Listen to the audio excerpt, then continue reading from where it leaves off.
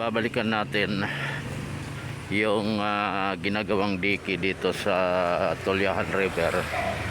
Ito yung bumigay nung nakarang taon kung saan nagkaroon ng malakas na mga pagulan na nagresulta ng mga pagbaha. At yun nga, bumigay itong diking ito dito sa Tolyahan River sa pagitan ng Barangay San Bartolome at Barangay Nagisang Nayon sa Novaliches, lungsod po ng Quezon. Makikita ninyo yung bahagi na yan yung ginagawa. Bumigay din yan. Doon sa pinakadulo niyan, sa paliko, mayroon din bahagi doon na bumigay noong nakarang taon nangyari. Nakatapos na magkaroon ng mga malalakas na pag-ulan at bumigay yung bahaging yan.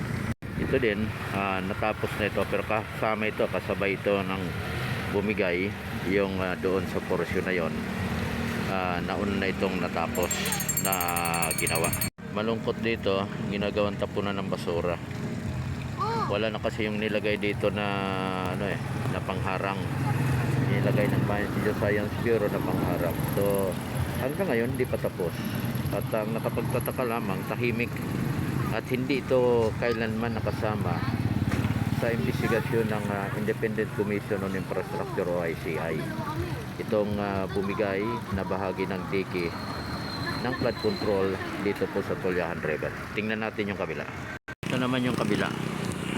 Ginagawa pero hindi pa rin tapos yung paggawa, pagkumpuni nitong bumigay na bahagi ng diki. Doon sa dulo na yon, yung tulay na yon sa kabila, tapos na doon na kinumpuni yung bumigay na diki kasi magkakasabay ito nung gumuho ang bahaging ito ng diki dito po sa Tolyahan River, boundary ng Barangay Nagisang Nayon at Barangay San Bartolome sa Novaliches, lungsod ng Quezon. Sakop ito ng District 5 itong portion na ito.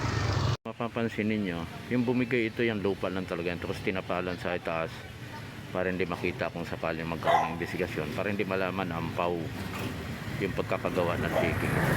Ngayon, ginagawa na pero napakabagal ang pagkumpuni ng bahaging ito ng diki ng Tolyahan River na bumigay noong kasagsagan po ng mga pagulan na nakarang taon.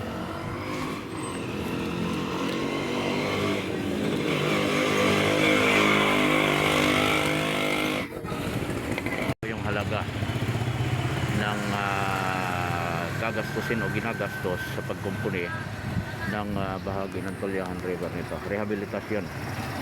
Rehabilitation construction ng slope protection ng